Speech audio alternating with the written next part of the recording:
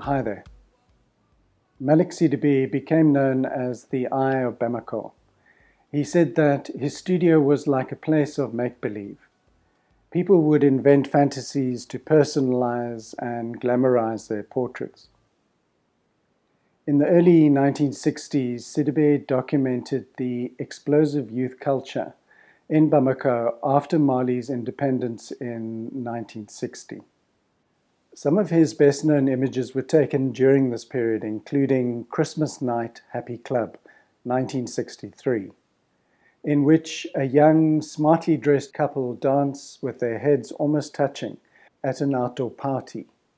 This is one of my all-time favorite photographs. It was included in Time magazine's special issue of the most influential photographs of all time. These two weren't actually young lovers. They were brother and sister, and he was teaching her how to dance. All of the elements work together to make the scene unaffected and innocent. His suit, her smart dress, the bare feet, combined with their earnest attempts to get their dance steps right. Mostly they look joyous. They have the freedom to play their part in building a new Malian identity post-independence. Sidibe saw music as the liberator of the youth, particularly of women who had previously faced two major social barriers. In traditional African culture, intimate dancing was frowned upon, and the French colonialists outlawed public dancing. In this new world, though, women were allowed to attend parties with rock and roll music and dance with men. Sidibe knew that the shot that all of his clients wanted was an intimate moment when they were close up and personal. The women could show their friends and family that they were trendy socializers, and the men could boast about their conquest.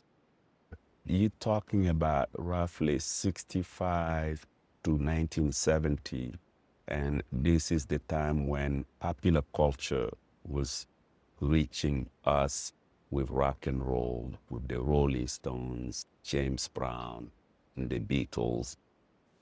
Although blind in one eye from a childhood accident, Sidibe began working as a roving photographer in 1958. He was much in demand because the other older photographers used plate cameras, so they weren't mobile or able to use portable flash units. During the weekends from midnight to 4 a.m. or even 6 a.m., he traveled on his bicycle from one party to the next. Sometimes 4 parties would happen in one night.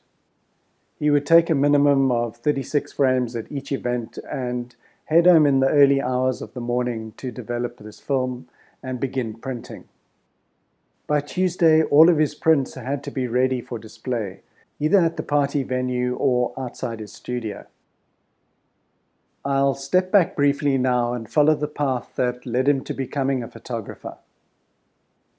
He was born 300 kilometers from the capital, and like other children in the small villages, he was initially assigned to look after the sheep and later graduated to cows. He was a clever kid and was chosen by the village chief to attend a white school. He knew nothing of the outside world, and he describes the rural existence as being enclosed in a capsule.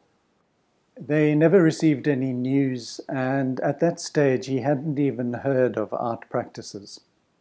But he embraced every opportunity that came his way. He began drawing with pieces of coal, and his talents were eventually noticed by colonial officials. He was given the opportunity to attend the School of Sudanese Craftsmen in the capital.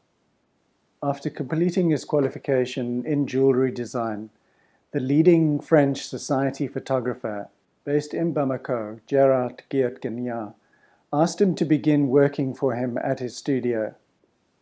He didn't actually bother to teach Sidibe, but the young apprentice bought his own cheap camera and taught himself to take pictures. By watching Guillet-Guignard covering his social occasions, he was able to become quite proficient at taking pictures at social events. Eventually, Sidibe was allowed to take over the social occasions that were held for Africans. When he felt confident enough, he left the business and opened his own studio, Malick, in a suburb on the outskirts of Bamako. He also took most of his former boss's clientele with him. I've already discussed the period in which he was covering the emerging identity of post-colonial Bamako, and a lot of those pictures have become famous worldwide. But now I'll move ahead to the time when he gave up his job as a roving photographer, shifting his focus solely to studio work as well as repairing cameras. Perhaps he was unable to keep up the grueling pace of his social events calendar and wanted a more contained working life. He had a large family, so he continued working as hard as possible. When he passed away in 2016, he was survived by 3 wives and 17 children. There was a constant stream of people passing through his studio, keen to have their portraits taken by the now locally famous photographer. His clients enjoyed hanging out at his studio because he had electricity, which was a rare occurrence in those days. Unlike other studios, he created a laid-back atmosphere, encouraging the clients to participate in the process of making the portrait. He didn't want his subjects to look like mummies. He was looking for vibrant photographs that celebrated their lives. He said that he would go to great lengths to position them so that the scenes came alive.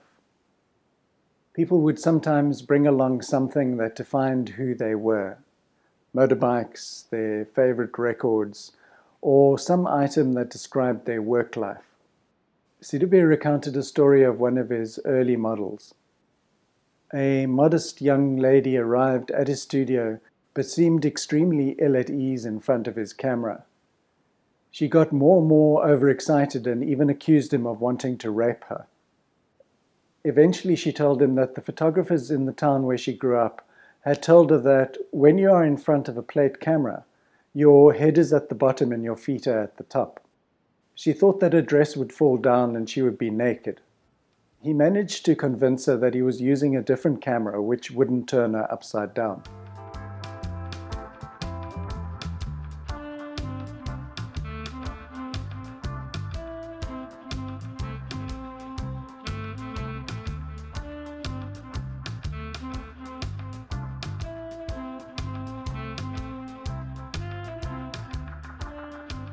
In the early 1990s, Malian musicians began attracting a wider audience in Europe and America. Sidibe's photographs caught the attention of Western curators and art dealers. His work soon began being shown in exhibitions throughout the world. He went on to win the Hasselblad Award and the Golden Lion for Lifetime Achievement. He also began to receive fashion commissions from Vogue, Elle, Cosmopolitan, and the New York Times Magazine. His unique urban African style of photography inspired fashion designers, photographers, and filmmakers from around the world. With all this new international interest in his work, he had to reinvent himself all over again, this time as an art photographer. But in those days, frankly, photography was not considered an art form. The artist label came literally, I would say, like 20 years later. He would just get up, go to his studio, which is a big mess, by the way, and bring negatives and give it to them and say, yeah, well, look at it. You can take it. If you like something, come back. He's giving away so many negatives like that to people who visit him for the first time. I said, well, Malick, don't do this. This is really crazy. He said, oh, no, don't worry. They're good people. He just is a wonderful person in that sense, but at the same time, it will cost us because we do not have those negatives that are lost. Last time I went to his place, he was a little saddened because he said to me, they bought everything. They bought everything. Even the albums that I had, they're all gone now. Once the American discovered him, they just went and just cleaned up the place. He said they bought everything. Even with his new fame, his day-to-day life remained much the same. I went to visit him at his studio, and he was happy to sit outside in his chair and watch the world go by. But his commercial instinct was very much intact. He persuaded some of the people that I was with to pose for portraits. His back-view fashion aesthetic was considered to be unusual. He hired single mothers and orphans from his neighborhood to serve as models, providing them with a source of income.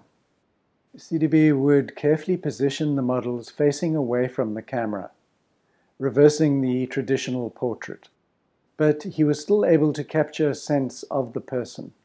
Sidibe actually began developing this pose in the 1960s, perhaps in response to female sitters who found the frontal interaction too exposing. He suggested that he got the idea from mid-century Euro-American films that were popular in Bamako at the time. He noticed that actors would often nonchalantly leave the scene at the end of a film, projecting cool confidence as if saying, "My work here is done."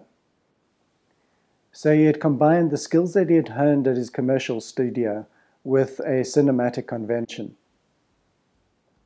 I hope you enjoyed his work, and I'll see you next time.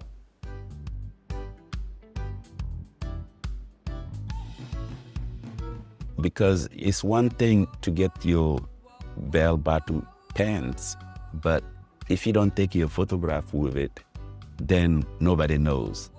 But if you take a photograph with it, with Malick Sidibé, then you suddenly exist. You suddenly, what we call in France, jeune premier. You are hip. When I go back to Mali, I will be sitting in front of Malick's studio, and people come because he now has become part of the identity of Bamako. You cannot go to Bamako without visiting Malick's studio. It's like a big tourist site. So he's sitting outside, they're drinking tea, and people come from Zurich, from New York, from Paris, from all over the world.